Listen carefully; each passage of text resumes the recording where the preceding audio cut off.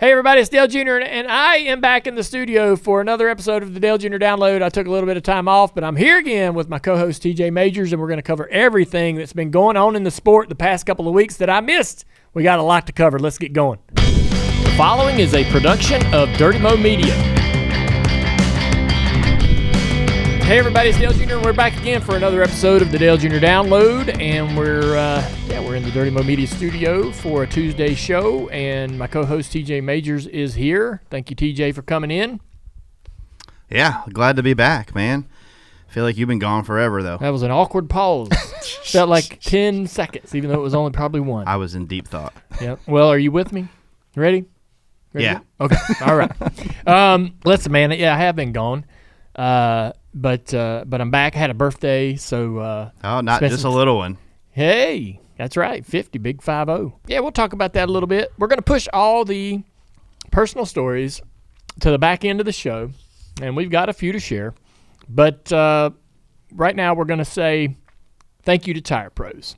Today's Dirty Air segment brought to you by our friends at Tire Pros. Whether you know a lot about cars or a little, the pros at Tire Pros are the go-to. From an oil change to an engine repair, they've got you covered. Visit your local Tire Pro today.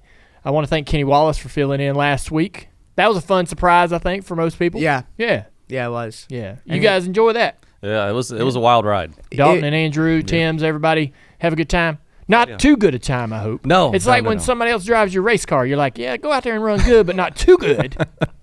Exactly. Not really, really good. Yeah. We had no idea where the show was going to go. Suddenly at the end, we all found ourselves singing with no music. Yeah. So it was a wild ride, but I cannot wait for that new show to drop. Got you.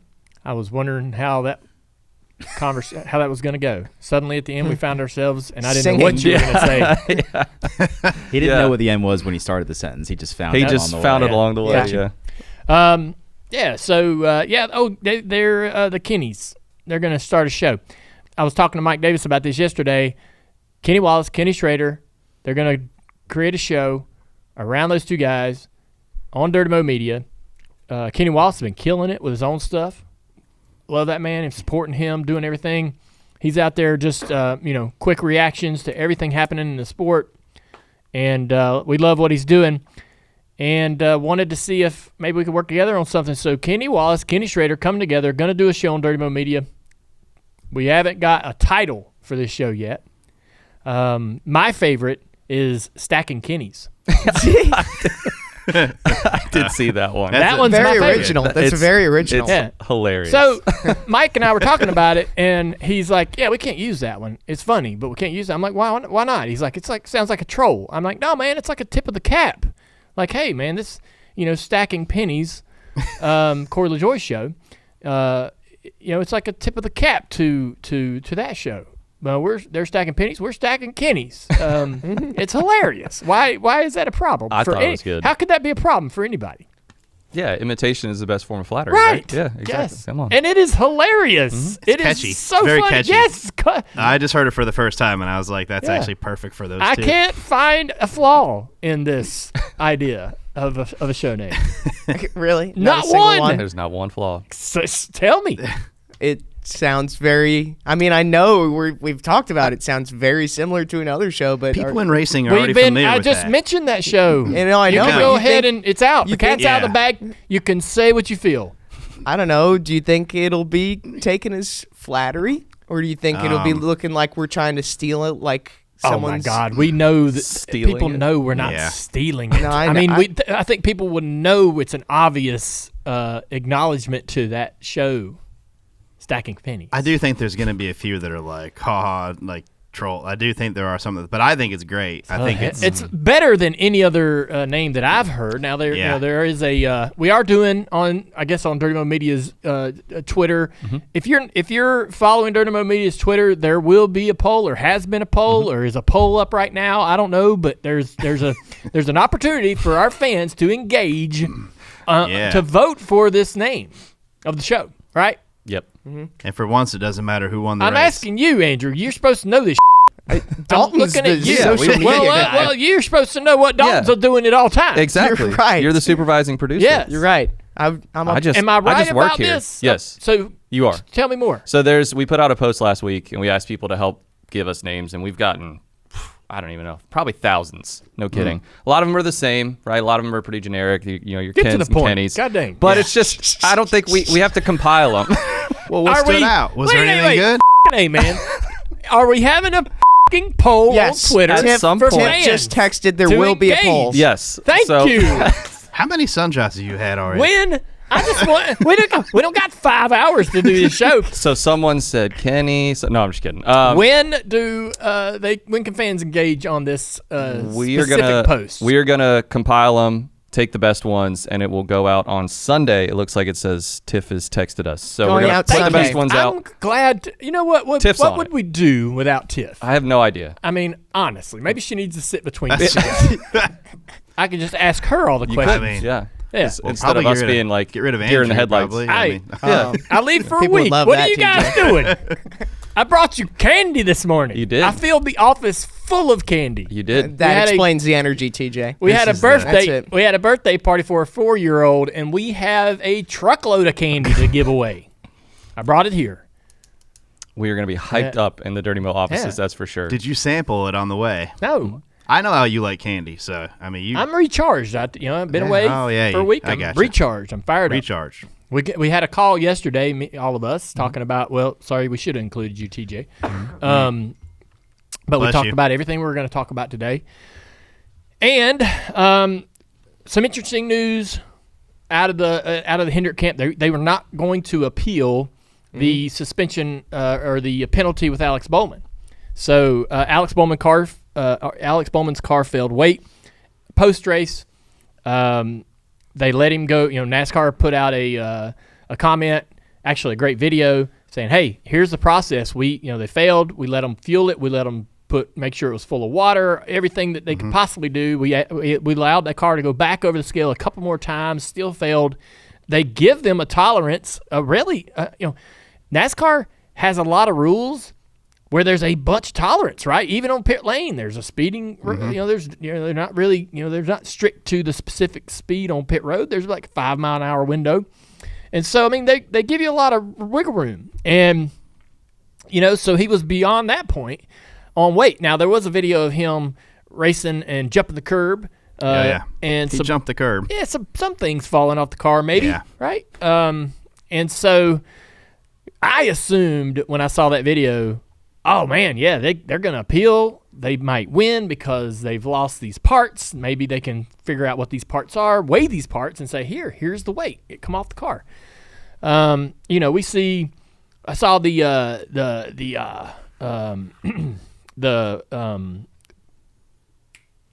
Legacy Club cars, right? Did I get that right? Legacy. I can Motor never Club. get that. Yeah, no, Motor Club, sorry, yeah. I can never get the name of that team right. It's just weird. It's a weird name. So they crashed, and parts are falling off that car, and so I mean, parts fall off cars, right? They continue racing. If they did go up and finish well, and they were Yeah. light, they would get, they would get a break on that because you could see the wheel well fall out of that car, but. So I'm thinking the same thing with Alex. If he lost the weight on the racetrack, they're going to appeal the hell out of this. They're going to win. Alex will get back in. No. I was surprised. I was too, man. I was just kind of really, I was really not expecting that to go that way. Usually, I mean, with everything on the line, and this is Alex's playoff or championship hopes, right? They rest on the idea that they can somehow appeal this. And still be in the final 8. And they didn't even try to Yeah. appeal it. So they must have, I called around a little bit yesterday looking for some information. I was told that they had no idea, I was told that there was no understanding as to how the car was light, what might have come off of it. The team at one point yesterday was still as confused as the rest of us, right? So that was a bit surprising because the teams are good enough, and the crew chief, all the guys and the technical, the crew chief engineers. I mean, if the car's light, they could probably look at the car and spend 20 minutes in the garage and go, yep, there it is. There's the problem. And still hours later, they were like dumbfounded or just, still unsure as to how this could happen. And so, I guess I'm going to assume that there's nothing significant of weight that came off of the car. The car was beyond the tolerance that NASCAR allowed, and even if it's a half a pound, it's beyond the tolerance. Yeah. And if they can't argue that there was some parts and pieces that would make up for that weight loss, then there's no way to win the appeal. Hendrick must look at it and go, yeah, we've lost this. There's no way we can win this. This is an obvious mistake, right? That is, I'm really surprised by that. Got any reaction, guys? How do you pass pre-race inspection then? Yeah, I don't know. I mean, you still lose weight as you I don't know. There's a lot of tricks after the race people do. I'm and ready stuff for you as well. to explain this one. I mean, I don't know. I think they just cut it too close, and I was like you under the assumption that when he jumped that curb and you could hear some pieces hit the front of the 34. That whatever hit the front of the 34 was going to get close enough where they could prove to People had screenshots of objects in the air, Yeah. I thought that was going to get them back into that percentage that NASCAR gives you to make weight. Yeah. And apparently, like you said, they've went through everything, and I feel like if it was even close, they would appeal it. Right. And it must not even be close. So I think they just had a mistake. So again, it was either very close to the rule, the tolerance, right? Yeah. Which then would give, like to your point, would make you think, man, they're going to try to appeal it because something fell off the car's got damage, race damage, wear and tear. But maybe it wasn't close and they thought they had no chance of winning it. Then again, yes, to your point, how does it pass pre-race and lose that much? I have no idea, right? I saw some folks joking around on the internet, as they tend to do, that there was some buckshot maybe on the racetrack. Yeah. Somebody found some buckshot down and check the jack post. Yep, some buckshot jack post. Andrew, you remember those conversations? On the internet this weekend, or on the show? Yes, stories. Yes, Yeah, okay. I know that. Oh, Hey, are you okay?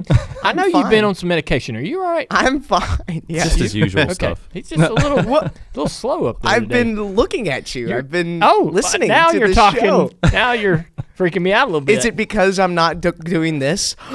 Yeah. Is that what's Are throwing you okay off? though? I do know that you weren't feeling well. I'm feeling. Went to much, the much emergency care. better. Yeah, right? after the race on Sunday, but I'm good. Yeah. Okay. He had a little scare. Mm-hmm. Yeah. You okay? Yeah, I'm all right. We don't have to keep this in the show, but I won't be racing my Ironman this weekend, so I'm mostly Oh bummed my about gosh! that. But outside of that, dude, didn't you train? yeah, You trained for like 3 days. 3 days. Yes, I mean, 3 days. I 4 trained for a days. long time. You trained for 4 days. 4 days, 4.5 days. Just started last week. I was just gonna get it So, out. all right, man. Yeah. So, yeah, I'm glad you're feeling better. Incredible turnaround. You know what? You're in such great shape. You got ill, and in 24 hours, you're back at it. It's like your That's flu right. game. Just a little brain fog, but otherwise, That's right. You're all Okay, there. I don't feel the brain fog, but We'll keep 'em apparently away. everyone else sees I'm it. sensing some brain We'll fog. wave in front of him. Aren't Yeah, you? You're right. I don't know what I sense with Andrew I sense yet. a little brain fog. Well, we did get here. When nothing, I look at him, I see he's not all there. I mean, we got here and our headsets didn't work, so I feel like there is some brain He's fog. not all there. He's trying his hardest, but he's just not there. I can see you're speaking, but I can't hear you. Oh my gosh. Okay. Yeah. It's All hard right. to So see the two of you. yeah, big surprise. Big surprise on that. The fact that Hendrick won't appeal that and try to, Yeah. hey, what do they got to What do you got to lose? What do you got to lose? So that's a good question. I know in the Cars Tour, I try not to compare the Cup Series to the Cars Tour because it's literally couldn't be any different, you know, in terms of the enormity of the Cup Series. But I know in the Cars Tour you pay $500 to file the appeal, win or lose. You pay the $500 to get the chance to appeal. I'm interested in what the teams, NASCAR teams in the Cup Series, do they have to pay? What is the lever they have to pull to get an appeal to go into process? But anyways, I mean, hell, I should know that we filed one ourselves, trying to win, our issues The one with car. the one car, right?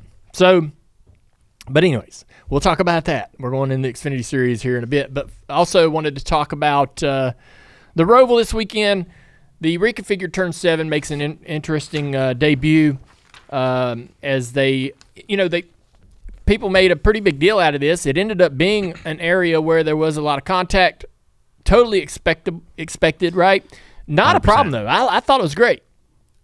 I mean, yes and no. I mean, I liked it that people could make passes there, but a lot of the passes weren't. Did you see Sam Mayer's pass for the lead in Xfinity? Awesome. Textbook. No, Sam was fast. That was a textbook pass for that portion of the racetrack, this new configuration right there. Awesome job. Yeah, Sam did a good job. So there were also some really bad passes there too. Yeah, and Tyler Reddick. So no, I'm joking. Actually, that was a good pass. I was on the receiving end of a bad pass. You were. I wasn't. I was spotting a car that was on the receiving end of it, and it's not good when they're not fun. You would have loved that corner. I listen.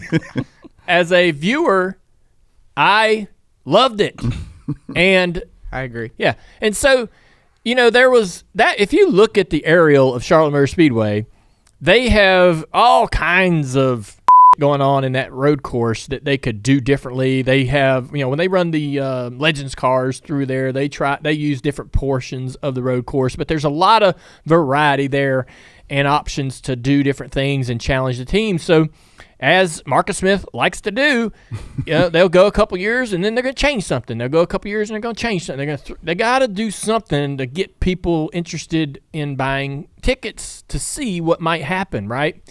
And that's kind of been the MO for Marcus and Charlotte Motor Speedway going way back to Humpy Wheeler. Humpy Wheeler was a showman, a promoter, always, making things happen and throwing curveballs at the teams and drivers. And so it's, I thought, I didn't really think that, I wasn't a big fan of the Roval. I'm still not a road course guy. I don't love a lot of road courses in my stock car racing, but I did like that change.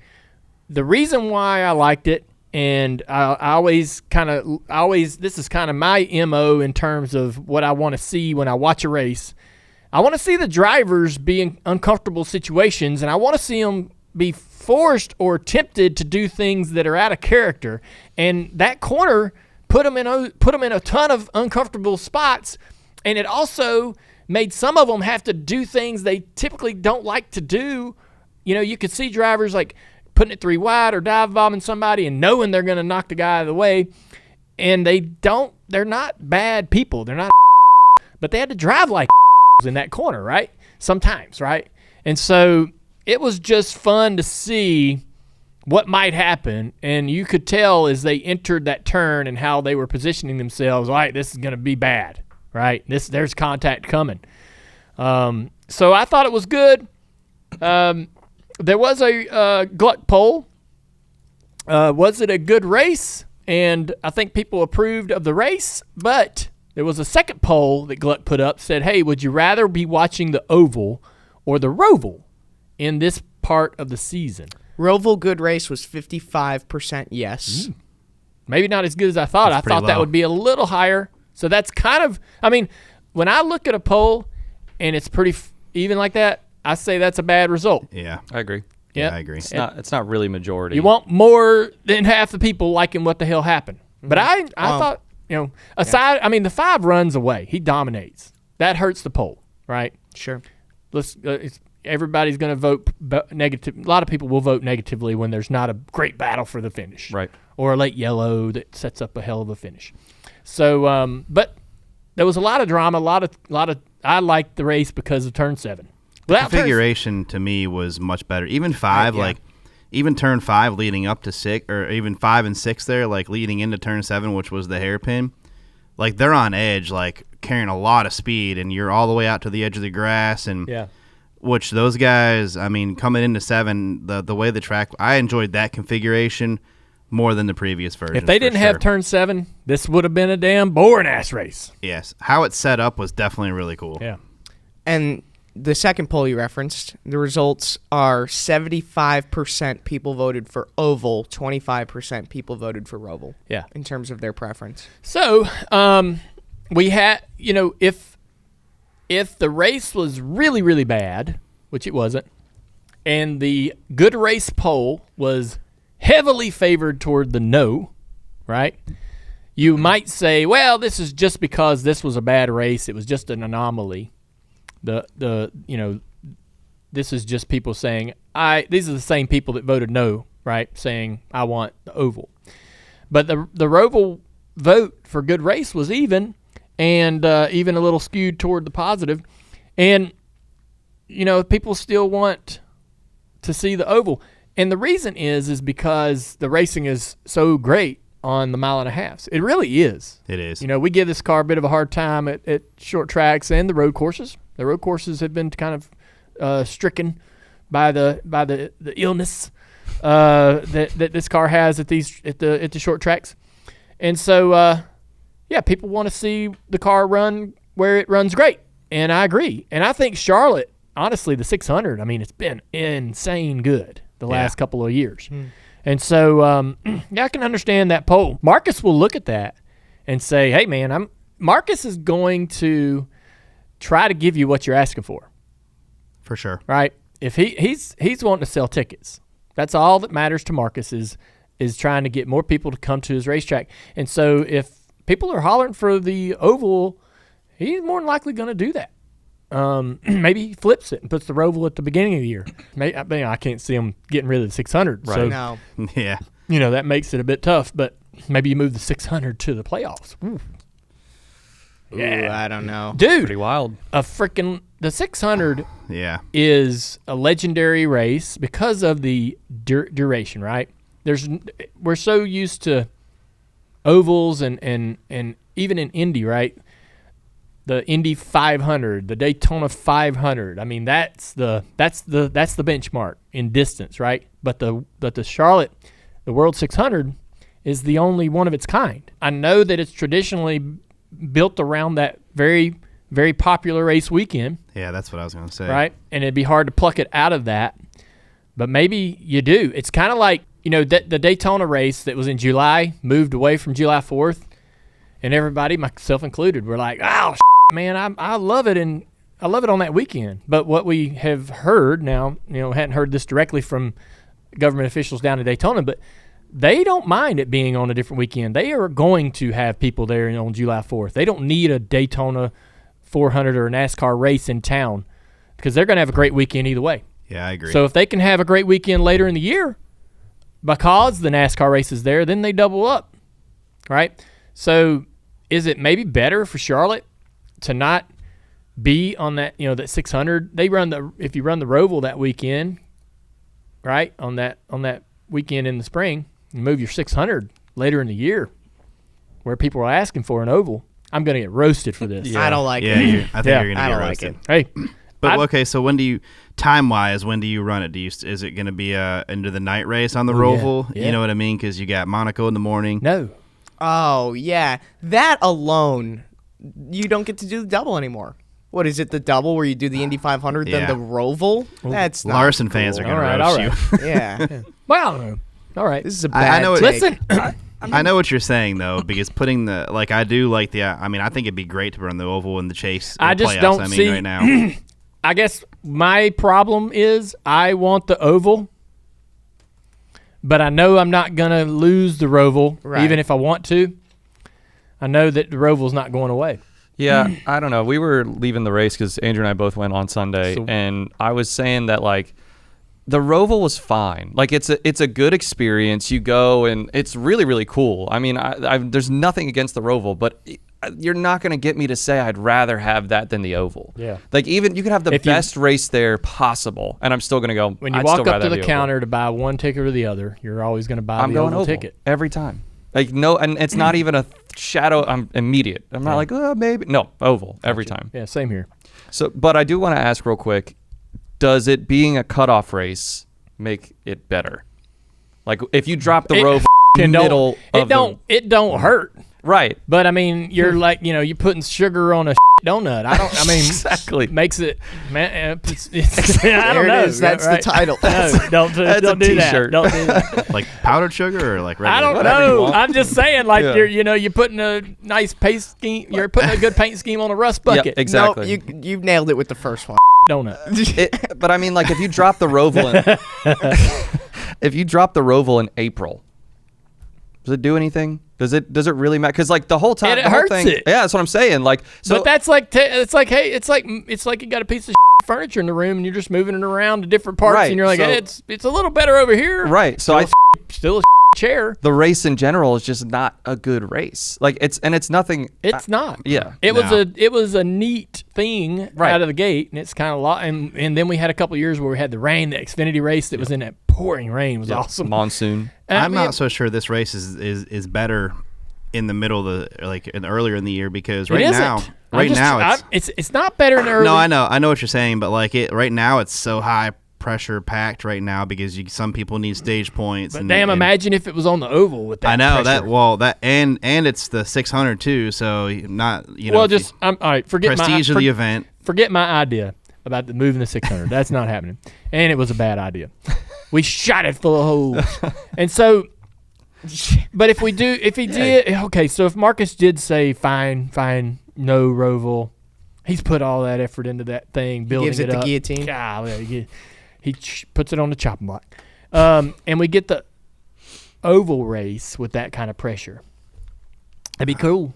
I'm here for it. Yeah, I think it'd be great. Yeah.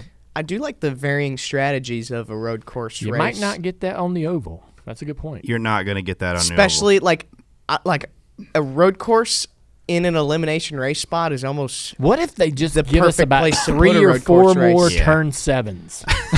yeah. Just Right? Can you Kinda give position us them all more around. turn sevens? No, we had one at Coda. We had a turn 1 at Coda is the same thing as turn 7 at the Roval. It is the what I call one guy the hairpin hero. Like you got a lot of guys that are just gonna drive all the way down there and look, racetrack. Oh, race cars. Bam.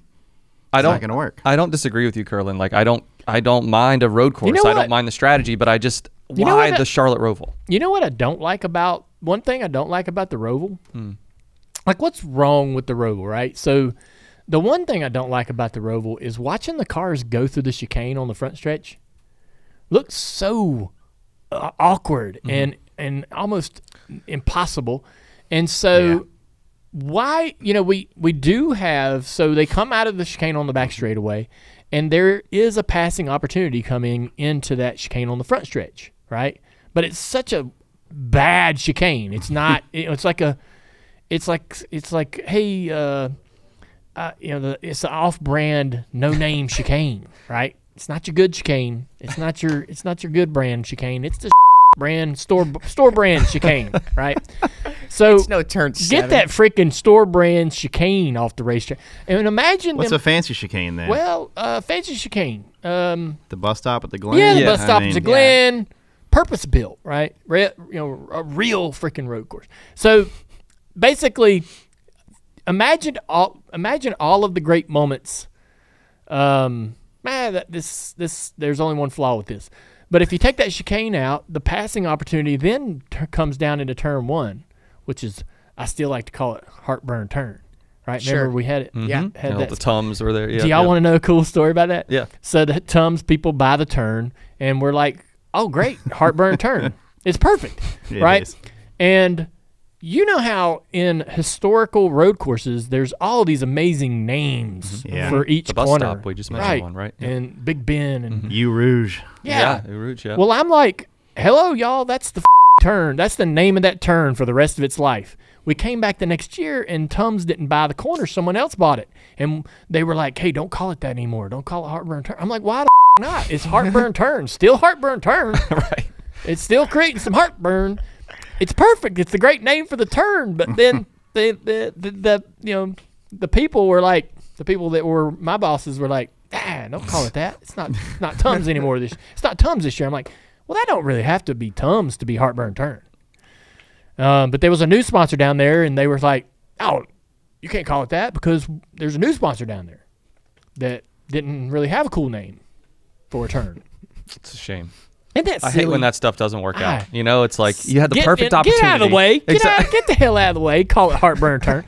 So imagine if the chicane wasn't there, they could race around and you know that damn turn, they would be putting each other in the wall. Mm-hmm. God, that'd be so fast. I was just thinking, you got to get rid of one of the chicanes, either the back stretch or front stretch. The only issue, I would do front stretch then. Well, the only issue with that is you take a passing zone, you take a passing opportunity out right before the finish line.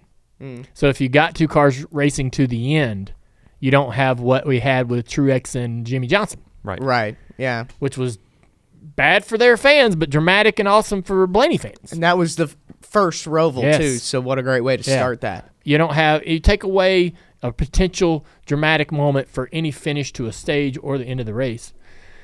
But I'll tell you though, man, that damn chicane is off-brand, no-name, store-brand chicane. That's what we call it, no-name chicane. No-name chicane. What do you think happens if they don't have the backstretch chicane and they got to go through 3 and 4 from turn open. 7 wide? You just carry it. Do you think they can do it wide open in them cars? I mean, in those cars, the way they're set up. I don't know. Is that what you're saying? Yeah. Can they, without the backstretch chicane, do they lift for 3, like the big track 3 and 4? Oh, hell yeah. How fast are they going? Because you have no camber in the left front. So the left front's cambered the wrong way. They probably can't do it because the left front tire would fail. Over time, you would wear the left front tire's cambered the wrong way, and so driving it through that bank turn for 20 laps, say, would cord that thing. Take some camber out. I'm with you. Make the team and get the setup right. I'm with you. Make it work. That'd be interesting. It'd be wild. It would. But all right, so turn 7. We like turn 7. Track limits, penalties. We had. Speaking of the no-name chicane. Yeah. Here we are. Here we are. So the no-name chicane, man. All right. So they, the drivers complained about the turtles and how aggressive and hard it was to get over them. It was painful even. Truex speaks up. Kyle Busch says, "Thank you, Martin. Damn, I'm glad somebody said it." NASCAR immediately reacted. Track, NASCAR get together. They take the turtles out of the inside of the no-name chicane. And what that did was present the opportunity for cars to cut that corner and have some track limit violations, which we hate. I'm of the opinion that if you have to enforce track limits, you have built the track incorrectly. Speaking to you, Coda.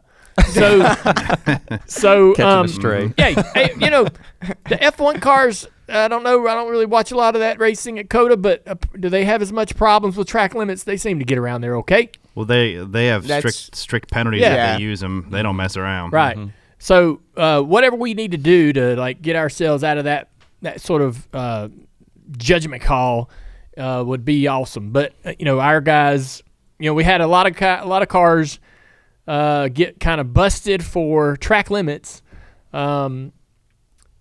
You had Bubba Wallace cutting the corner there. He cut it pretty big looking at the photo here. The 24, he's left of the curve. He's left of the red and white curbs, which is, I think, where you have to have tire, right? Yeah. You can't have any blue showing. And Bubba got a penalty. Byron did not. Yeah, I know. So, Byron's, that's a penalty. Sorry. But that's the problem. So both of them are penalties in my mind. Do you guys agree? I would agree. If you're going to penalize one, you got to do the other. Yeah, I think Byron eclipsed the apex of the corner beyond and got away. Yeah, right. So to me, by the word of the law, they are both penalties. The problem is that I don't believe it can be enforced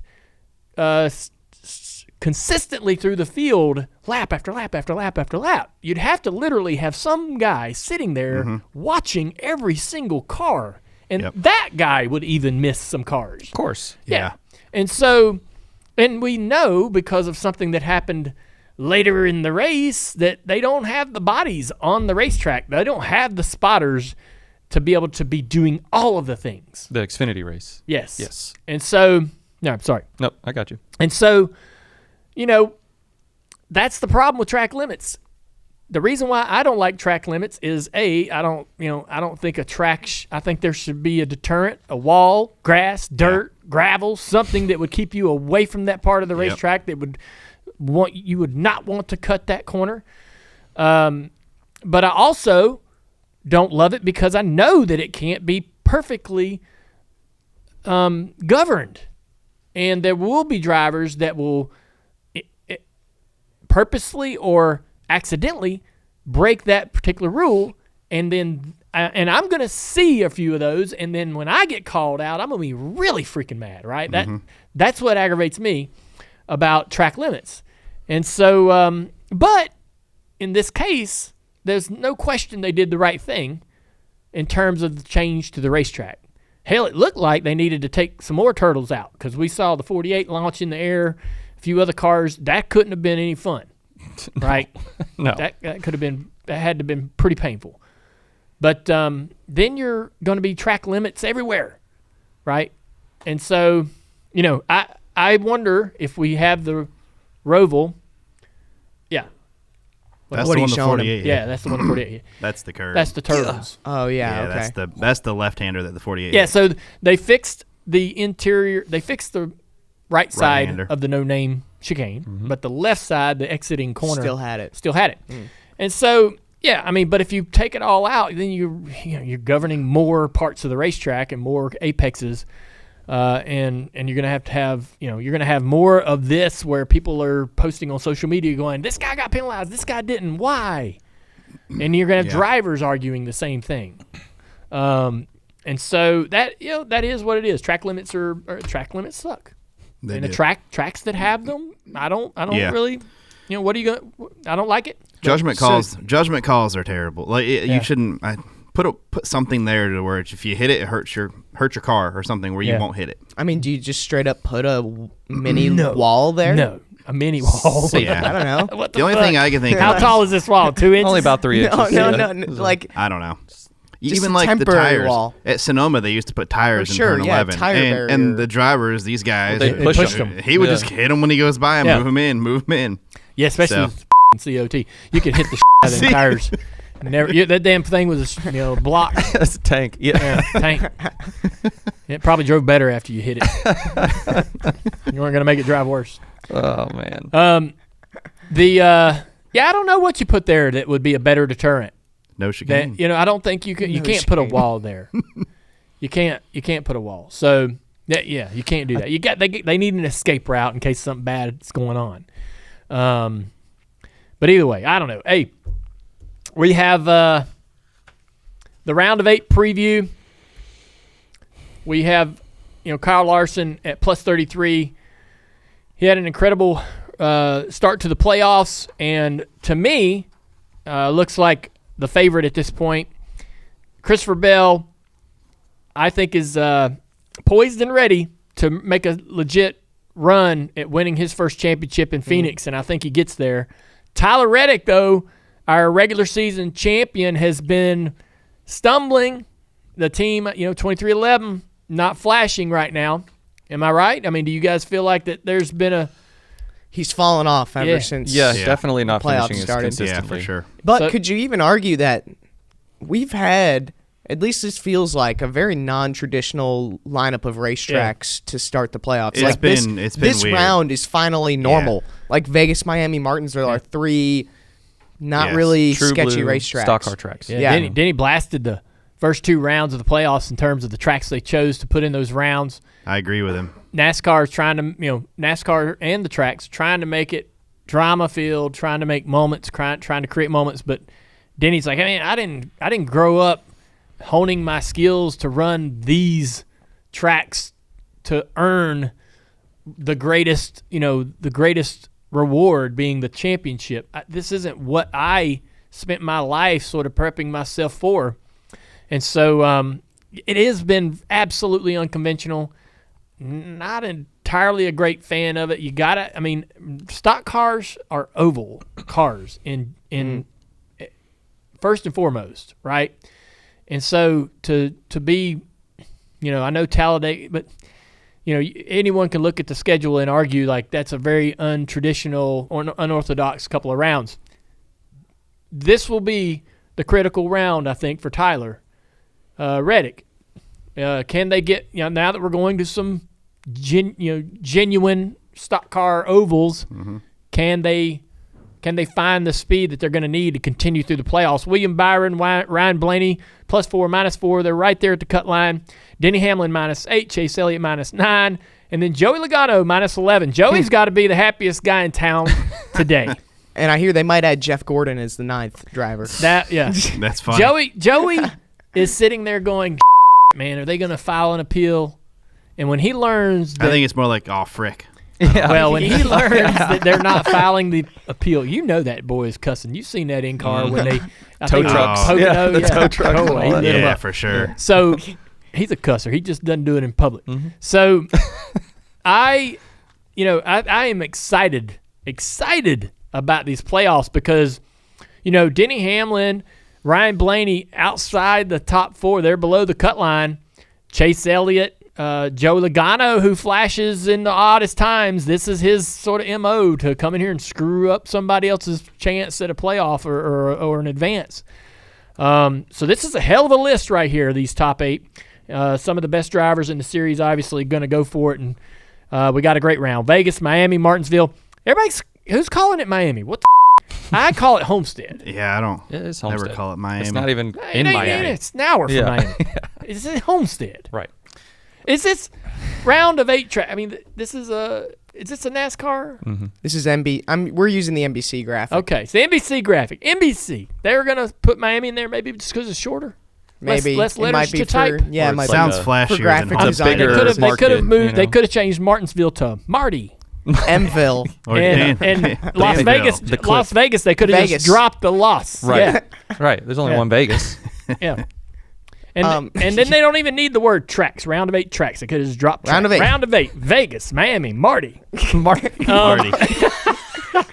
What is this the Miami stuff? It's like you're tossing it to pit road. They're like trying to change the identity of Homestead. Homestead is Homestead. Miami to me is I think you're really reading race. into this. That's the Formula One race to me. Miami is a Formula One race. I'm just giving somebody a hard time. I probably know the person that created this graphic. And guess what's going to happen? Next week it's going to say Homestead.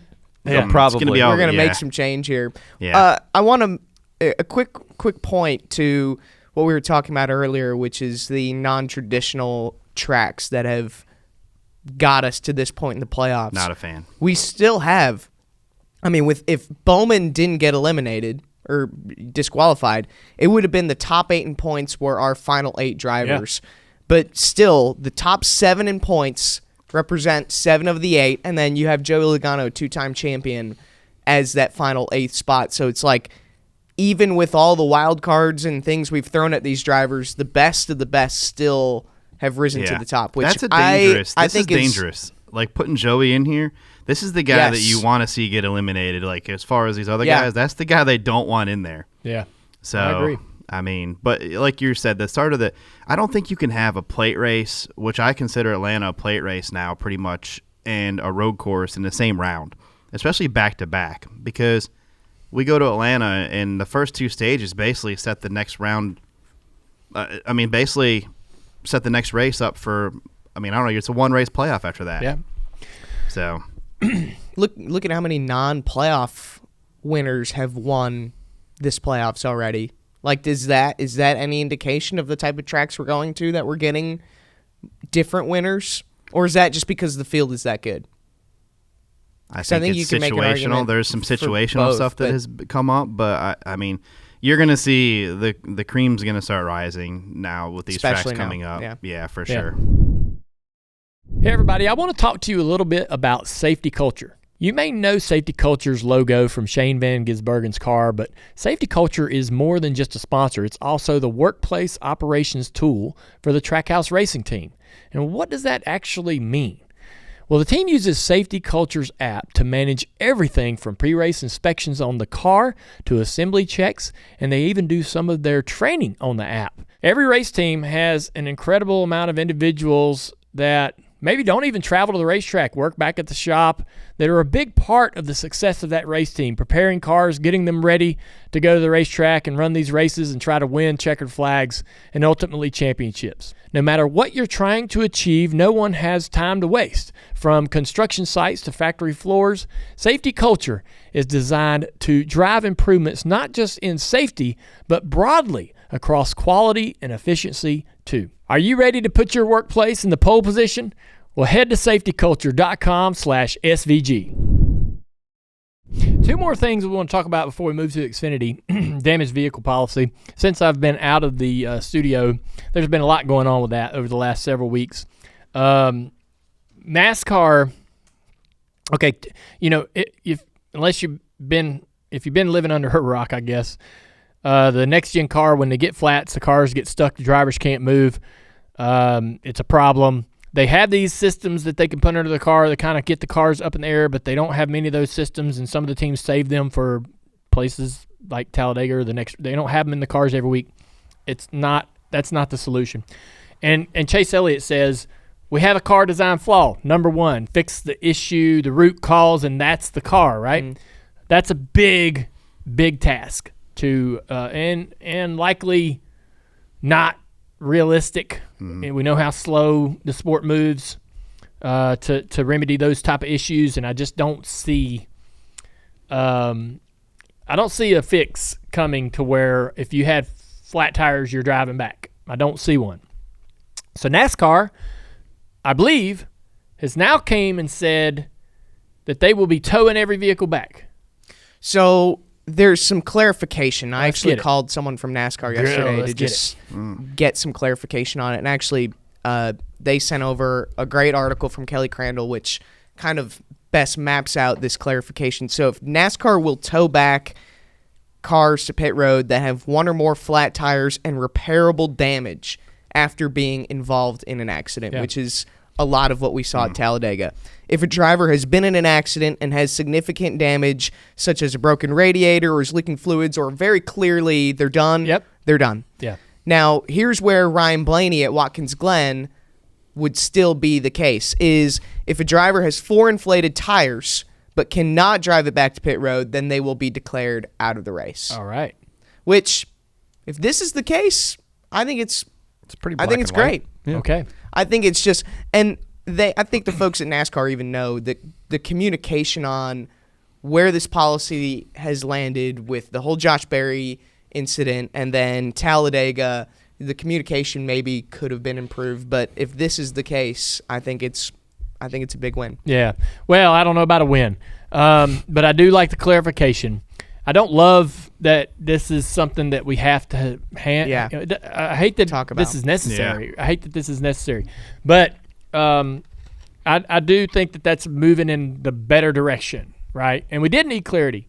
Man, there was a lot of quotes and comments, and you didn't know really where NASCAR landed on their own policy that they created, and the drivers seemed to be confused and upset about it.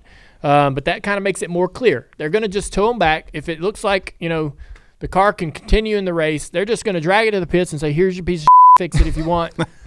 And the rest is, it's in your hands, teams, drivers, crew chiefs.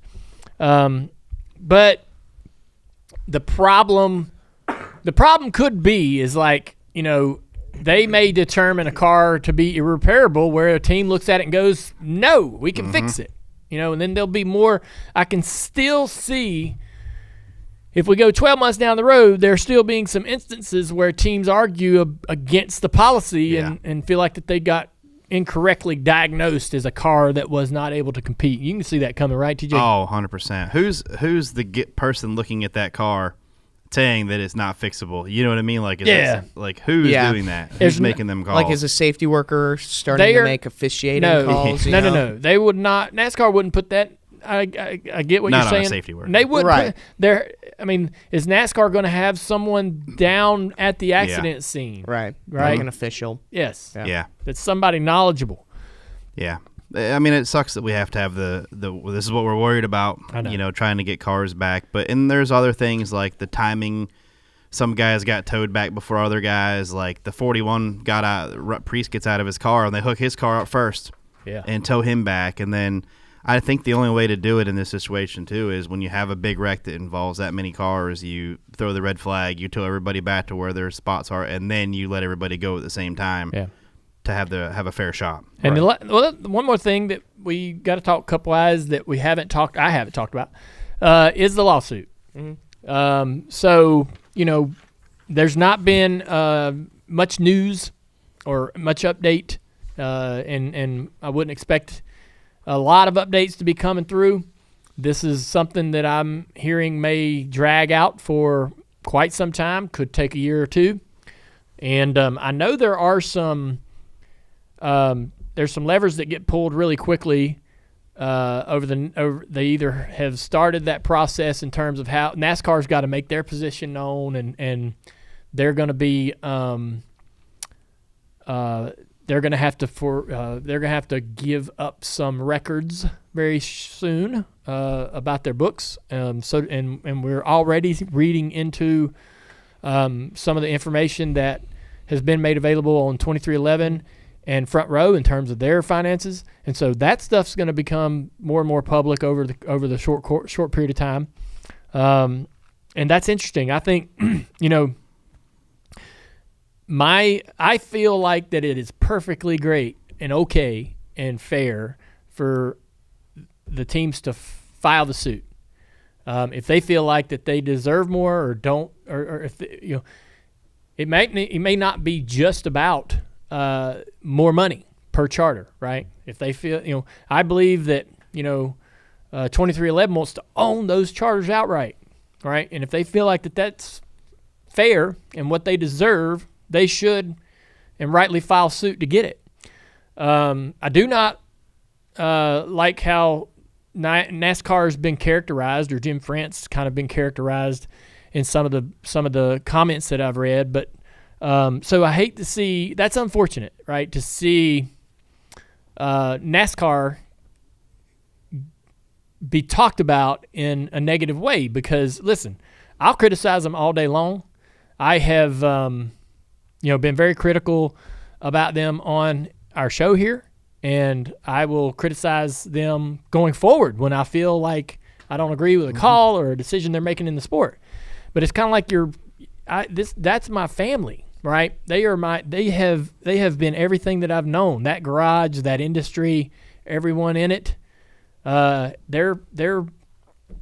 very close to me and a lot of people in the industry. Like a lot of retired drivers, mechanics. And so we can criticize it and go, that's BS. They shouldn't do that.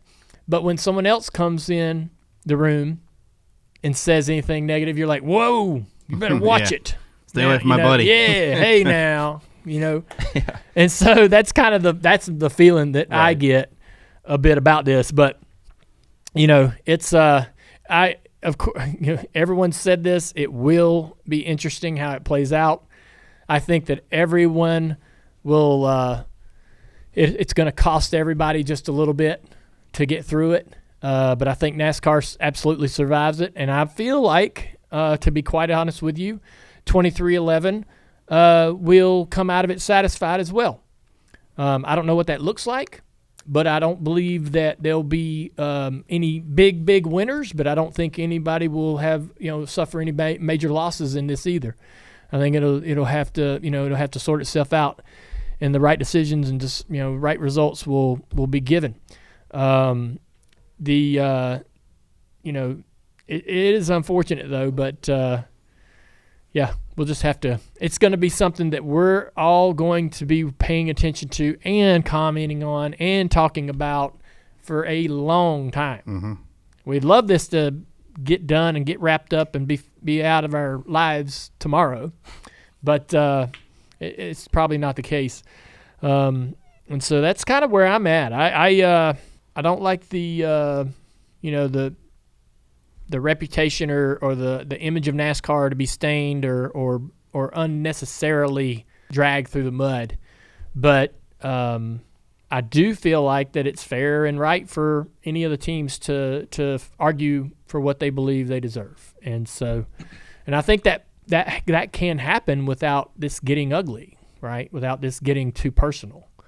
And I already feel, like it's kind of already walking that line in a sense. But, I mean, otherwise, any reaction?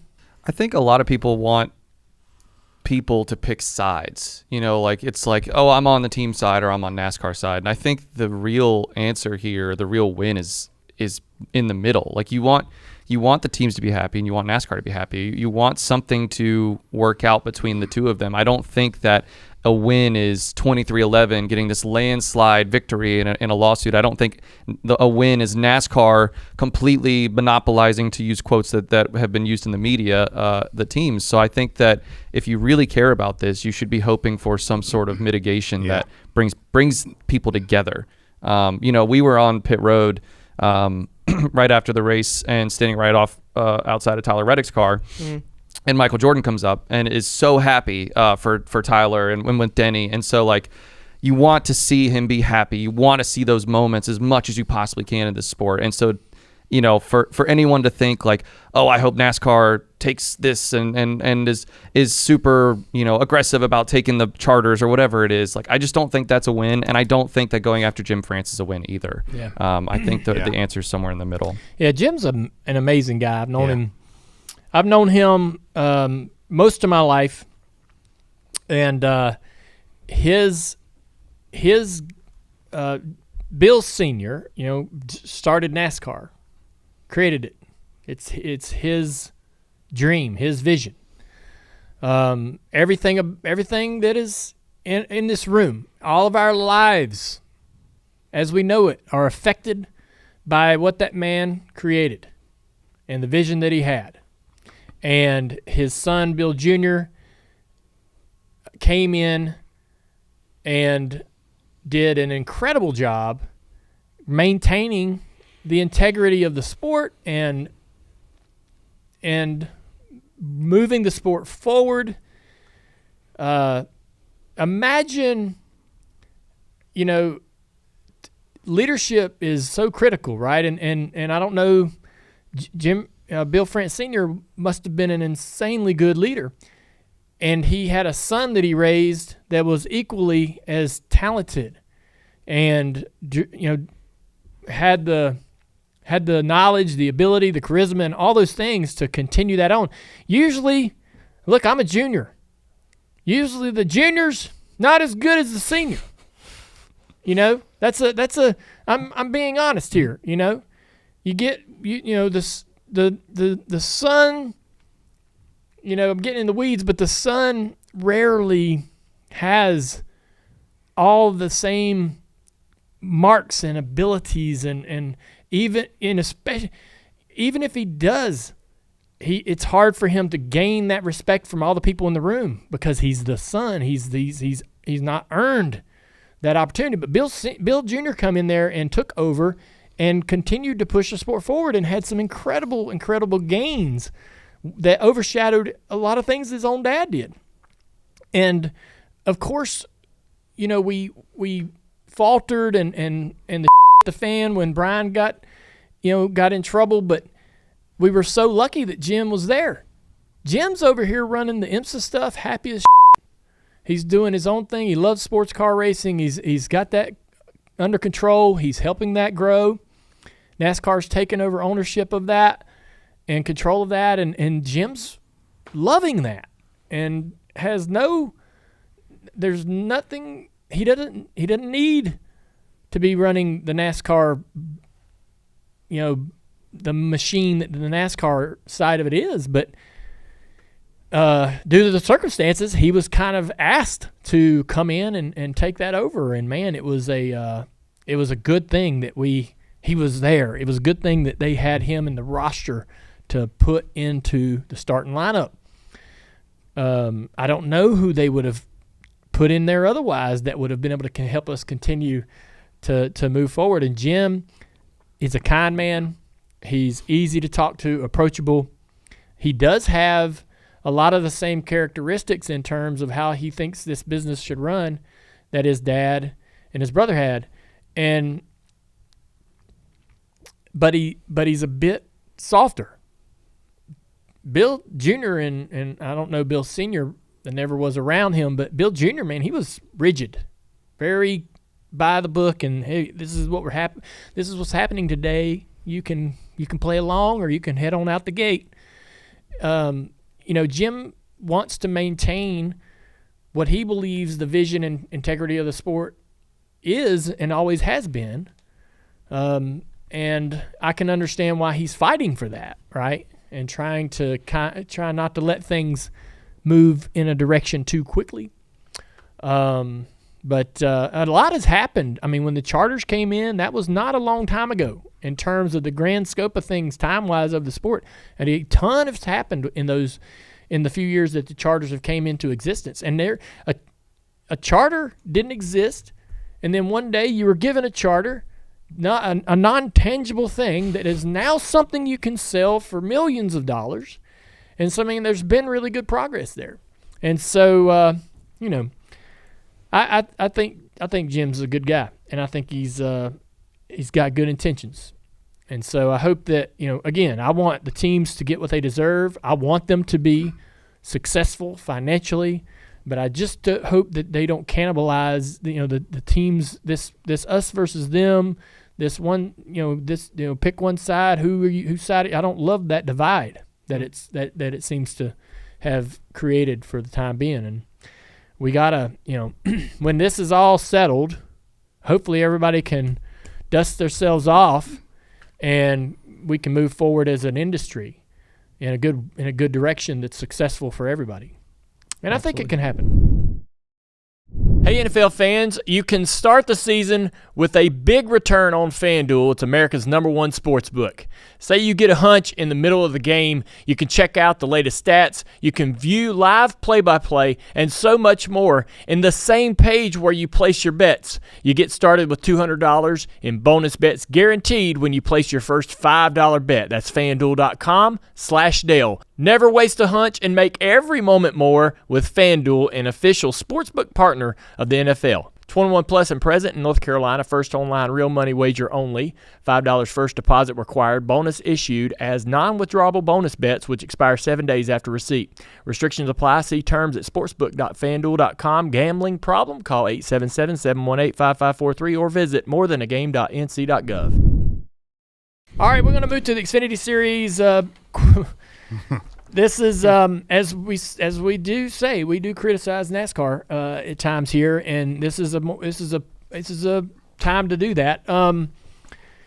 Look, I'm happy. I ain't gonna nobody. Sam won the race. Yeah, I'm thrilled with that. I thought he made a hell of a pass in turn 7 on Parker. I like Parker. Parker's a good damn dude. I worked with him at NBC and got to know him well. Mm-hmm. He's a hell of a race car driver. And as with, I have cars that race in the Xfinity Series, and he is not immune to pissing me off because we race against him. But I still think he's a great dude. And he's really damn good at what he does for TV and creating content. Mm-hmm. And there's a bunch of people that want to see him win. I think that have you guys had him on Reloaded? Yes, we did recently, a little while ago. I think handful of months ago. Yeah. So I would love for you guys to get him on Reloaded and tell us why he has decided to walk away from full-time racing. He worked his tail off to just a few years ago get the opportunity to run full-time, which is in this 48 car.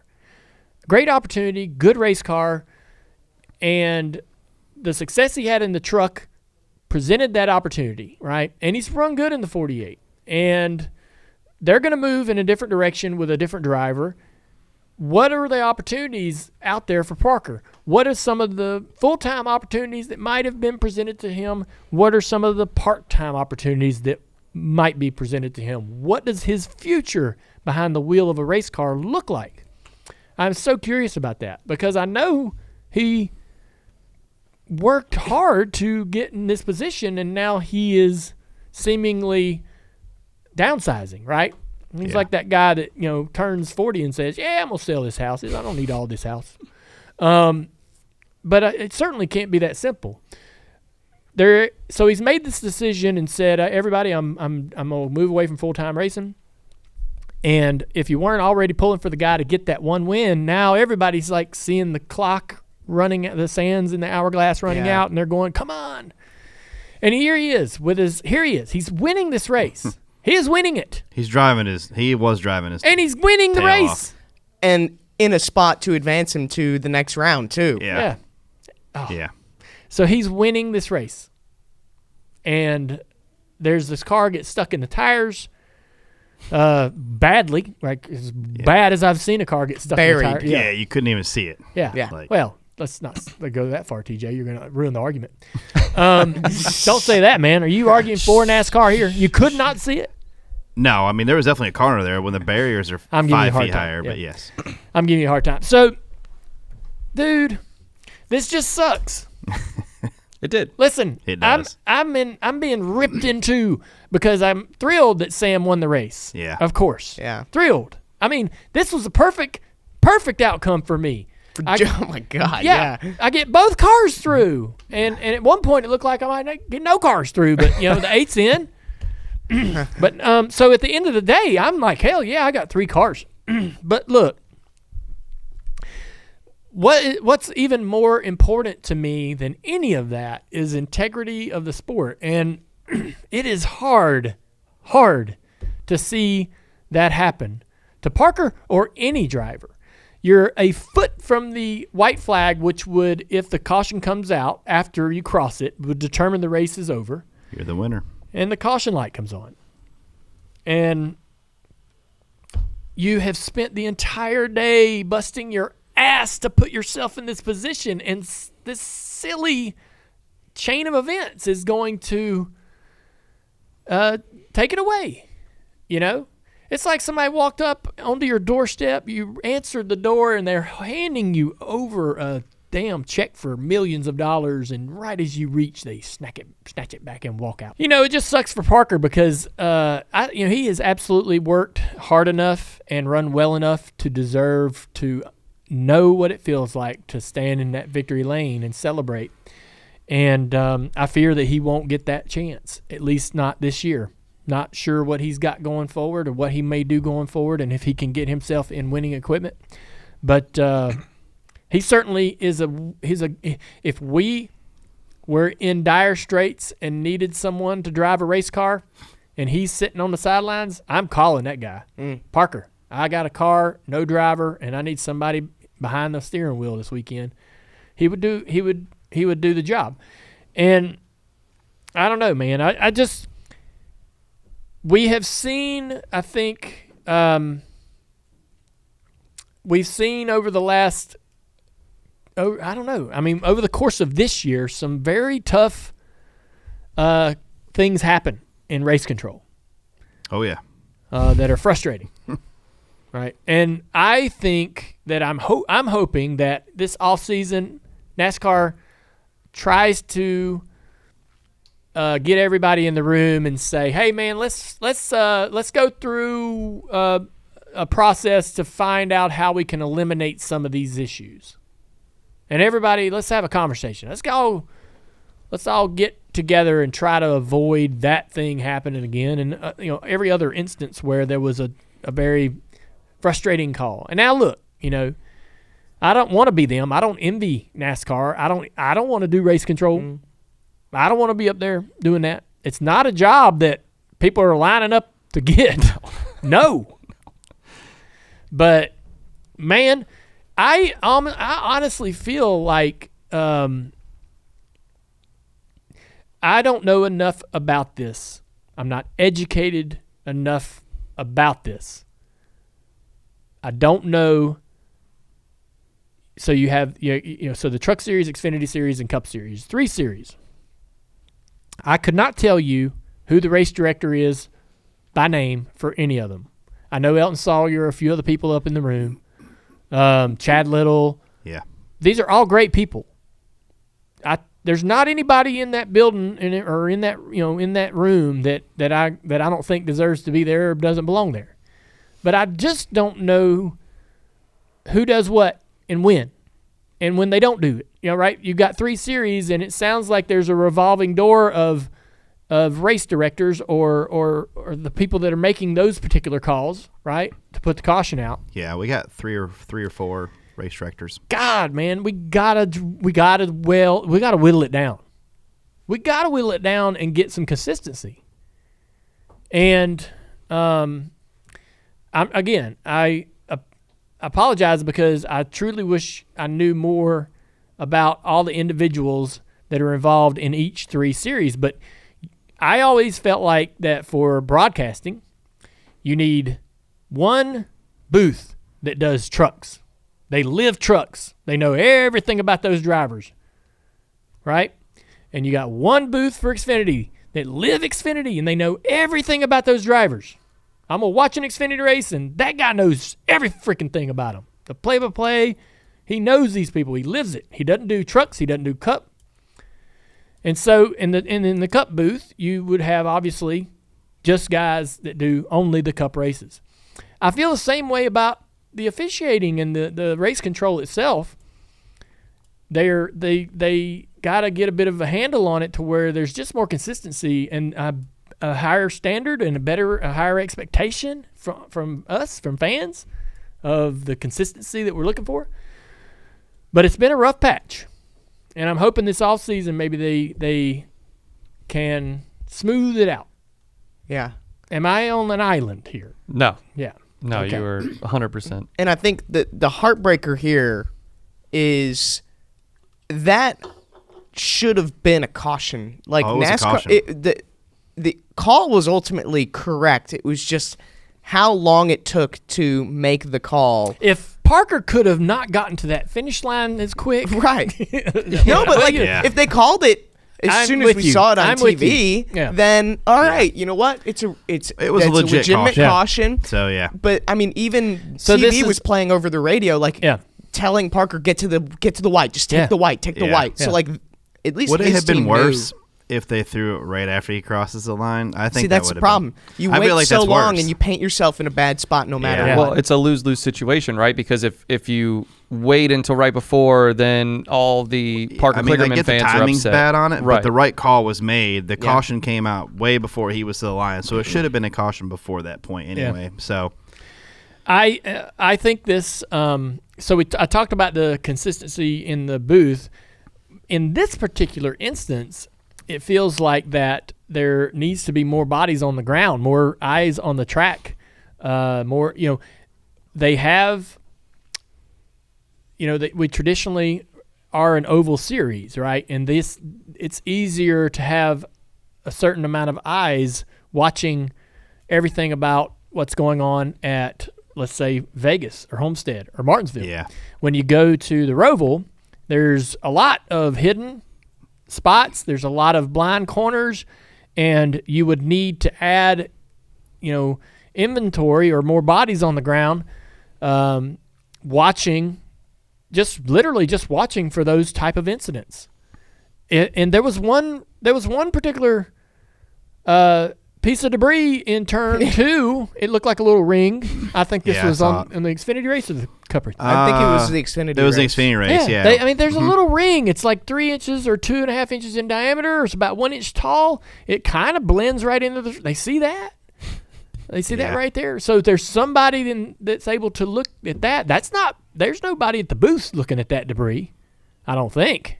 Ain't no damn way. Cameras pick up everything, but the only problem with the cameras is they can't speak. The camera, look, I mean,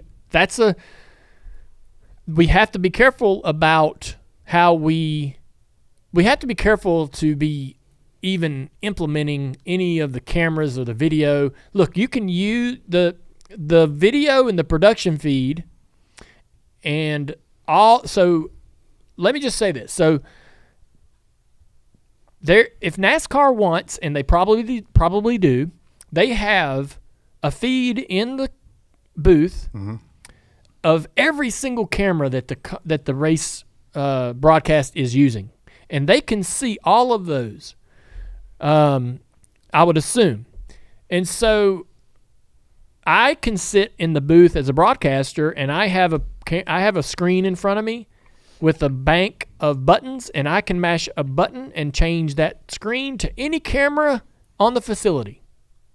If I want to see turn 2, I can hit a button and I'm looking at turn 2, or whatever the cameraman in turn 2 is looking at. Race control has that same ability, but the broadcast and the cameras should only and at all times and forever forward just be a complement to for sure what they're doing. They've got to lean and prioritize humans and people and bodies on the ground and eyeballs looking in every direction, right?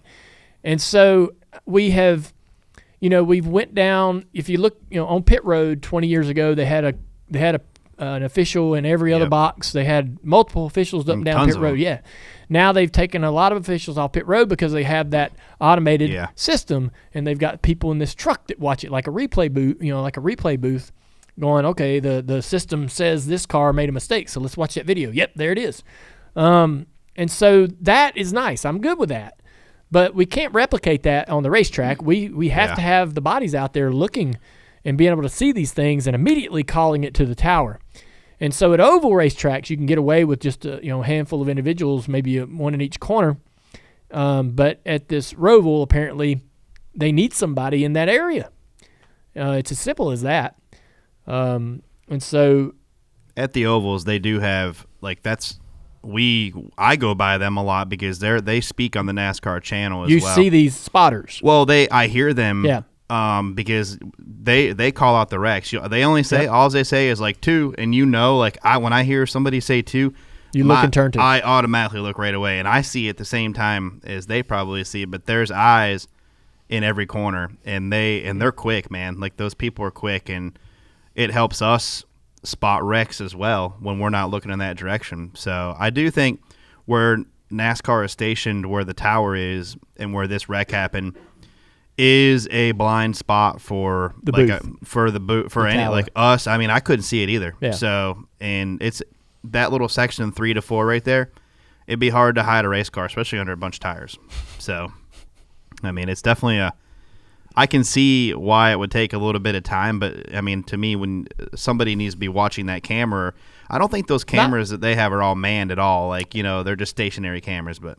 And they have a lot more cameras than even TV has, too. I would caution y'all to not be leaning on cameras or video. Oh, for sure. You got to have eyeballs on the. Yeah, I want to hear it. I want to hear 3. You got a person standing there. Yeah. There's a walkover gate. Mm-hmm. Yep. They drive under. Yep. Put somebody on that watches turn 3 and 4. Yeah, there should be a human eyes on every corner. Yeah. Well, I hate to give them a hard time, but NASCAR is they operated up until 1980 without cameras, without video feed. That's the first line of defense is humans, the eyeballs on the ground, and the race that we're watching at home is a complementary to the race control. It helps, right? It certainly can be an assist, but certainly shouldn't be the first thing that. And I'm not saying that's what NASCAR is doing, but I think a lot of us watch it and go, "Well, the race, the TV saw it. Why, let's not have NASCAR looking at TV. Let's have real people standing there going, "There's the car, I see it." Their corner spotters are really good. They are. They're really just really need good. more of them the other day. All right. Well, I believe that we have covered all of the racing. I think so. Nicely done. Thank you. We are, we're going to move on over to personal stories. Turned 50 this year, been traveling. And we've recently spent a little bit of time in Montana. Never been there before. I've always wanted to go to all 50 states in my life. So I don't technically have a running list, but I do know that I've never been to Montana, and I do know that I've never been to Alaska. I really want to go to Alaska. But Montana was great. Spent a little bit of time in South Carolina and enjoyed that. I had my birthday. It was awesome. We didn't do really nothing. I've asked Amy I didn't want to party. All my friends are texting me going, man, if you don't want me to come to your party, just tell me. I'm like, there's no party. They're like, yeah, sure. Just tell me if you don't want me to come, man. You don't have to be like this. And I'm like, no, man, there's really not a party. I thought you were better than that, Dale. And then after my birthday, so where did y'all party? I'm like, there wasn't a party. They just can't believe it. But there wasn't a party, but you still had a good night. I did. I had fun. And TJ, you know that? Why? Because I was texting you? You were texting. You were very talkative around midnight. Yeah. So that's a sign. Oh, it's a sign. Yeah. So we Nicole turned 4 2 days after my birthday, which is the reason that I brought you guys like 10 pounds of candy this morning. We thank you for that, too. Yeah. And so, a lot's been going on. Obviously, we have been watching and seeing all of the things going on with Hurricane Helene and all of the support that's been happening through that. We've been motivated and inspired to do different things, which we've done at Junior Motorsports. One in particular, this happened over the last couple of days. And let me see if I can get this right. I've been on the text chain watching this come together, and it's really, really been cool. But Junior Motorsports, Brant, and Jarrett, there's 2 of our partners, and MPH United, they've come together to have 6 truckloads of intermediate bulk containers.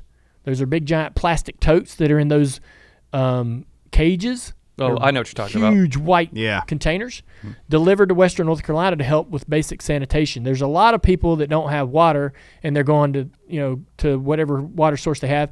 They can't flush their toilets. They're having to physically dump their toilets or take, they're not even using their toilets, right? And so there's a lot of people that are in a very tight spot with sanitation, and that, if not handled correctly, can get absolutely out of control in terms of illness and so forth. Together with Flush AVL, these totes will be used to provide water for toilet flushing. Each tote is capable of holding 275 gallons of water, slowing the spread of infectious viruses for up to 360 homes, schools, and nursing homes.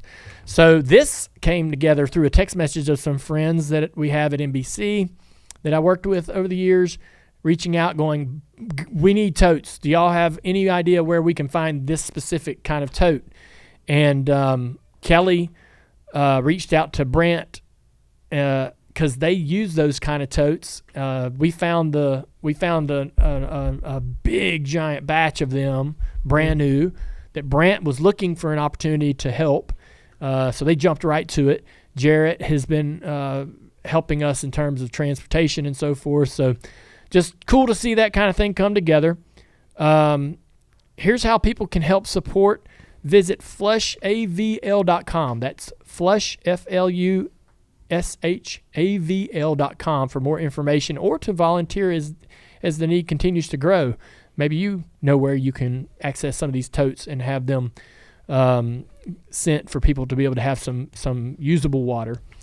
You can also go to SamaritansPurse.org to donate to Samaritan's Purse. Some people doing some great work out there in Western North Carolina. Also, the Cars Tour this past weekend. Yeah. We thought about not racing at Tri-County, considering that a lot of people that would be accessing that race coming to see us were in Western North Carolina in some of the affected areas.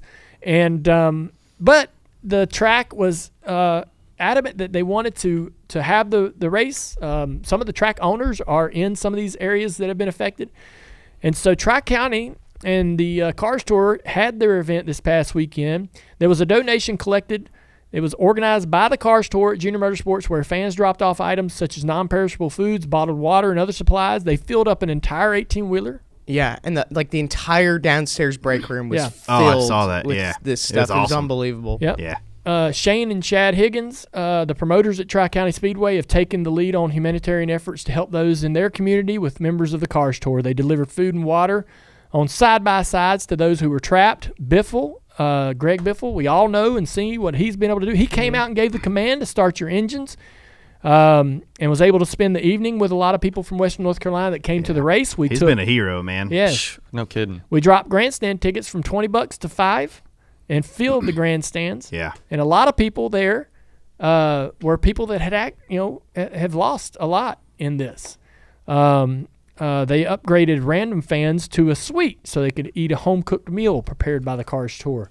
And so there was a monetary donation collected. There was the truck that it was out at the racetrack to collect goods as well. And so all of that stuff, they filled multiple trailers, including a 53-foot trailer. The Cars Tour employees, we literally have 3, they are going to take all of this out to Western North Carolina and disperse it themselves with some help with the individuals that are already there. Some of the drivers, maybe some of the team members as well from the tour are going to go help. So just awesome to see the tour take the initiative to do something. And it was pretty incredible. Like all last week, I feel like every time I walked out or was leaving, there was someone coming with like a truckload of water, or like a truckload of food. And it's just fans, just people being like, take it. Like I bought it, I had it, just whatever. So thank you to all the fans that have come by and helped out. Yeah. Don't stop. And we'll keep keeping the people in Western North Carolina on our minds for sure. One of the other things that that we did, we were talking about my year, and something that I did recently that I kind of wanted to share with you guys. Big Cedar Lodge, you guys know what that is? South Missouri, right? Yeah. Johnny Morris. Yeah. Yep. So Johnny Morris, Bass Pro Shops, they have a theme park, if you will. That's really not even a great way to describe it. It's kind of like a community, and it's called Big Cedar Lodge, and it's out in Missouri. It is I'd heard about it. Kelly and LW and Wyatt and their family has been going out there a few times. It's been around way longer than I thought. I thought it was this thing that got recently built, but they've been around for over 2 decades. And so Kelly asked Amy if our 2 families could get together. This would be a trip for our 2 families that we rarely go together to do things. And so Kelly brought her 2 girls, Kennedy and Carson, who are much older, but to have them kind of around my 2 girls is so much fun to see them get along and play. Wyatt is an awesome, awesome cousin, nephew. So to spend time with them was going to be great. Perfect place for us to go. So we went to Big Cedar Lodge. They have, as soon as we got there, they had this golf cart that anyone can get one of these, and you go on like this kind of a 3-mile trail ride, and you kind of go kind of slow. It takes a while to get through it. That was a lot of fun. Some amazing waterfalls and opportunities to stop and take some pictures, and going through some caves and so forth. There's even a cave where they have a beer in a bar. Like you're driving a golf cart through this cave, water's pouring in on the sides and stuff, and there's some cool, pools and stuff inside the cave, and then there's this lady with like a beer cart. All right. And so that was fun. They have this giant building where we spend a lot of time with the kids, bowling, arcade, bumper cars, golf, go-karts, food, all of those things. Lots of stuff for the kids to do. And it was perfect for our girls, a little rock wall and stuff for even 4-year-old Nicole could climb. So that was great. So just sharing that we went out there. I'd never been. I wasn't sure what to expect. They had a corn maze, several restaurants. Even the shops were kind of cool because it's kind of geared toward both male and female. As you'd imagine, some of the shops are kind of Bass Pro Shoppy in a way, and they have some kind of fun, unique foods and things that you wouldn't never, kind of like a Trader Joe's maybe might. You go to Trader Joe's and buy some unique random things. Yeah. But it was just really fun and easy. We had a great time, and they have some great little lodges and smaller cabins and stuff like that. And you can rent a pontoon. They had fishing in the morning for the kids. We took Isla and Nicole to this stock pond, and there were probably 40, 50 kids out there fishing. That's awesome. And so just awesome time, man. So if you ever get a chance you want kind of a different break, a couple nights, go stay somewhere or take the family a couple nights. You want something just a little bit different than going to the traditional beach or mountain trip. Big Cedar Lodge was well worth it. I have a Bass Pro Shops Club card. Okay. So their credit card. Right. I just got it, and probably this year.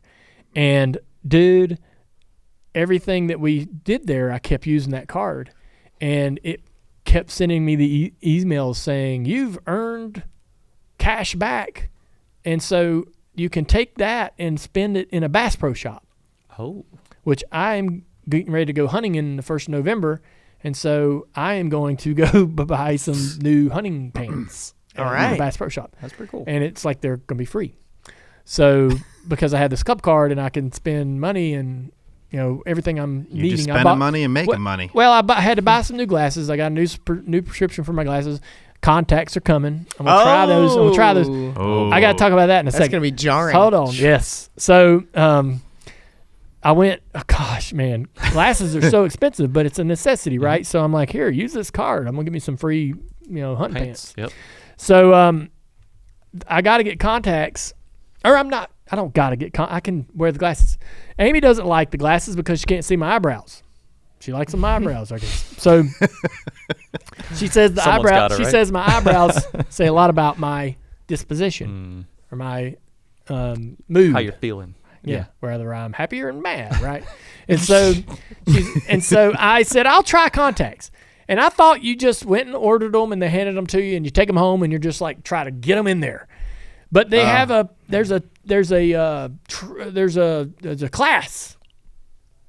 There, so I went in to pick up my contacts, and the lady says, "We're going to schedule you for your class." And I'm like, "Okay." I just don't just shove them in there. She's like, "No." She's like, she's like, "I've done this a lot, most of my life. I'm gonna teach you how to do it. Once I feel comfortable that you can get them in and out, you're good to go." But some people don't pass. Some people can't do it. Are you going to try and tank it? No, I want badly to have the contacts. Hopefully I can be a person that can put them in and then take them out without a big issue, but I'm not. I don't know. I'm not. I mean, do y'all walk around? Can you touch your eyeball? I can't. I can. I don't like to. I don't want to, and I'm worried about scratching my eyeball, so I'm not going to touch it, but I'm going to try to put these contacts in and see how it goes. She said she'll give me 40 minutes. If I ain't got it figured out in 40 minutes, I'm out. You failed. Really? Yeah. Contacts aren't for me. Do you get a chance to try again or no? Like, that's it? I don't know. I'm a little nervous that I get to do that next week. Get to. Yeah. I feel I'm nervous in the same way I was nervous going to get my license for the first time. Yeah, exactly. Right? Yeah. You're like, I want my license. Yeah. Is this worse or better than Xfinity qualifying? Oh man, qualifying's worse. Okay, nothing's worse than qualifying. Close second. Yeah, I don't even bring that up. Come on, it's Halloween. It's scary. Yeah. No. That's what I'm gonna dress up as Halloween. It's Xfinity qualifying and scare Dale. Oh man, what day is that on? It's on a Thursday or something. When you doing your contact class? Because I'm gonna text you on the way. Oh. You nervous, man? I'll be fine. You need to text me after. We'll be happy or sad. You won't be able to see my eyebrows, so you'll have to call me. I'm predicting a loss. Predicting a loss. Yeah. What are the odds here? Yeah. I believe the odds are 1 in 3 that I get it right. All right. Really? So a 30% chance that I'll be wearing contacts. It's gonna take you 15 minutes to figure it out, and then once you feel the click that the contact's in your eye, click. You'll feel a little bit of like, got it, and it's the best feeling ever. But you have to do that. Then you got to get it out. Yeah, but you got to do it every morning. Getting out and is night. a mental block. You just got to go for it. How do you get it out? You pinch it. Pinch. Grab it out. Pinch. Grab. I have long eyelashes, so I have to really open my eye. But I don't. I've had contacts for 14 years. So is it had an issue. To put them in? Mm-hmm. Is it pull the bottom down or the top up? Well, I pull my top up and get in there, get real wide. He does both. I do both, man, but I have long eyelashes. So what the painful part is if there's an eyelash caught behind your eye. We heard you about your eyelashes. All right? So my eyelashes are super long. I don't know if I said that. I have long eyelashes. Alex has long eyelashes. That's the name of the show. If they get stuck behind your contact, that's what's painful. So that's you don't want that to happen. That's your band name, Alex's Long Eyelashes. Not bad. Jeez, Rapunzel. 9-inch lashes. Yeah, like a Disney princess back here. I gotcha. All right. Man. Hey, this week's segment was brought to you by Tire Pros. There are a few people who love the cars as much as I do, but these tire and service experts equally love the drive. They offer a huge selection of brand name tires and full service repairs. That's oil changes, alignments, brakes. Tire Pros, they do it all. Tire Pros is unique because each location is owned by the men and women in your community, but with the added support and resources of over 600 locations nationwide. Next time you need to take your car in, show your neighbors some love, take it to your local Tire Pros. All right, it's time for Dirty Mo Dough with Tampa Tims, and we're going to cover the bets the Dough team made this past week. The NASCAR series going into the Roval, and then they're going into Vegas. So before we do that, we do have a group bet to make, our Thursday Night Football group parlay. That's at 8:15 on Prime. The Broncos and the Saints. The Saints have Spencer Rattler as at quarterback, and so that makes things a little unique. Yes, it does. Yeah, and so let's go ahead and get everybody's leg on the parlay, starting with Tim's. I'm going to get Bo Nix, Broncos quarterback, for 25 rushing yards. All right. Over? Yes. All right. Dalton. All right. I'm going out on a limb here. I'm taking Alvin Kamara anytime touchdown. Ooh. TJ, you want in? Go ahead. I got locked out. I'm signing him in right now. Okay. I'm going with Spencer Rattler under 0.5 touchdown passing. Okay. So Rattler to not throw a touchdown. All right. We won our last one, by the way. We did. Didn't mention that. Our three-leg Broncos Falcons won 2 years ago. We'll wait on TJ. I'm looking at it right now. All right, TJ, you're going to make or break this. I think we're going to win. Up to you, buddy. Don't ruin it. You're going to rush him into a bad choice. Mm-hmm. Yeah, I'm struggling. Give me something to pick from, and I'll pick one. Let's pick from the Saints and Broncos. Thursday night football group parlay. What about like points or a spread or something? Oh man, give me that phone. FanDuel's doesn't have a lot of stuff. What about just money line? You were on. You were in. What the hell? Oh, here. Yeah, what if you did just money line? That's where you're at, right? Yeah, who do you think wins the game, TJ? Between money line, Saints and who is it? Saints and Broncos. Man, I'm going with the Broncos. They are favored. I am going with the Broncos. I think Bo Nix. He was looking pretty decent this past Sunday. I think he makes some mistakes. He's running around like crazy man. He wins some games. Stat line's not going to be great, but he wins games. Yeah, I like the Broncos. That's what we're going with. Let's do it. Broncos money line. All right, that's the bet. Bo Nix, 25 over on rushing. Kamara, anytime touchdown on rushing, or just anytime touchdown. Anytime. And then Rattler, no passing TD, and the money line Broncos. We'll see how that works. So Tampa Tims, how did you do at the Roval? It did pretty well, actually. We had like a little fun little bet where we had bet Austin Dillon top 10, and then we bet his finishing position over 13.5. So we only had 3 spots where we could lose, and he finished back there 2 laps down. So we were good there. Lost a wheel. Yeah, lost a wheel, so that helped us out. Bet Bubba Wallace top 10. He was good all day. And then the one bad beat I had was I had Alex Bowman over Daniel Suarez, and the book I placed it on did not cash me out after the race, so he got DQ'd, and I lost the bet. Damn. Yeah, so that was a bad beat. All right, man. We're going in. Mm-hmm. We're going into Vegas. What's the picks? Well, I think I've been really high on Christopher Bell the whole playoffs. I think this is the race where we see him march towards that championship. All right. This is punch your ticket. I think it's Larson or Bell. It's a very square type of pick, but the last final 4 races, this is where these guys shine. Yeah. Right on, man. Well, we will learn more about the rest of the bets you guys are ready to make or proposing some people try out this weekend in Vegas. Dirty Mo Dough out every Thursday as the team will preview the upcoming race as we close in on the finish of the NASCAR season. All right, it's time for the white flag dropping after the race this past Sunday, the teardown with Jeff Gluck and Jordan Bianchi, and actions detrimental with Denny Hamlin. He was in the booth and working that show just moments after he learned that the 48 car was DQ'd. I love the commitment there, Denny Hamlin. Good job. Good job getting that show done and getting it out there. We appreciate it. Yeah, we do. Dropping yesterday, door bumper clear, the spotters. TJ, did y'all have a good show? I wouldn't know. I didn't go to that one. Damn, dude, where were you? Preparing for this. Oh. They had Lee Diffie and Bob Bob Pockers. was on. Oh, wow. Yeah. Dropping tomorrow, Speed Street and Connor Daly and Chase Holden, and the guest show with Luke Kuechly. That's going to be a lot of fun. And then Thursday, DJD Reloaded with Ash Jr. and more, and Dirty Mo Doe with the best bets for the upcoming weekend. Thanks again to Kenny Wallace for filling in last week. We got the question of the week from Ty Gibbs. How often does he use his little village that he has in the back? Where is that at? Oh, the town. Yeah. The Western town. The Western town. I wonder how often he uses that. That's the question. Oh, the Western town. He called it the River. village. The village. Hey, we built it out. It's a village.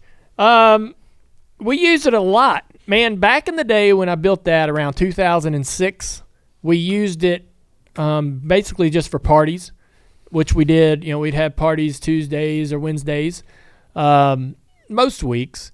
And then we'd do New Year's parties down there sometimes. But now we use it for birthdays. A friend in the family just had their son's 10th birthday there this week. We have sponsor events there. I think Hendrick Automotive Group's using it today. There's been a couple of other sponsor events down there. Tire Pros and some other people have used it in the past couple of weeks. So it's used quite often. I like to go down there when it's empty, turn the stereo up, and just sit and chill, right? And it's a lot of fun. When the weather's good, you can open up the doors and sit out on the porch and just, there's a creek down there. It's really, really a great spot. So I kind of like to do that a couple times a year. We have our big Dale Jr. Foundation charity event there, Driven to Give. We've really put some money into it over the last couple of years to have it where it's a bit better of a event space. And our partners and friends, Charlotte Motor Speedway, Marcus Smith, Brant, any of our partners in our ecosystem have access to it and can use it for any kind of a company event. Friends, family, birthdays, weddings. Bands have used it for music videos. I mean, it's just it's available, and I'm happy because the more it's used, the more it's up to date and things are fixed and working, right? Yeah, sure. If you don't use it, you go down there and you want to use it, and it's broke, and you don't know it's broke till you get down there, and you're like, I can't use it because I can't, So, yeah, it's good. That's that. Thank you, man. Ty gives great question. Good question. It was good. Yeah. Dalton, you got this week's social media standout. I do. This guy, Rodney Baker, on YouTube, donated us $2 and just said thanks. All right. And that's it. Like the doorman at a hotel. He just was like, hey, thanks. There you go, man. Nice tip. Yep. Well, I appreciate that, man. That's pretty cool. So if you have a 5-star review, leave us one on Apple. We will read it. Yeah, we'll read it every Wednesday after the guest show. Yes. So, I will read the damn thing. Just write us a review. Give us a review. And tell us some damn details. Give us some specifics. Right. All right? Make it cool. Man, make it a good review. We appreciate the $2 and the thanks. Yeah. All just right. the thank you. All right, that's the show. Hopefully y'all enjoyed it. Tune in tomorrow. Luke Kuechly is here, and we'll see you.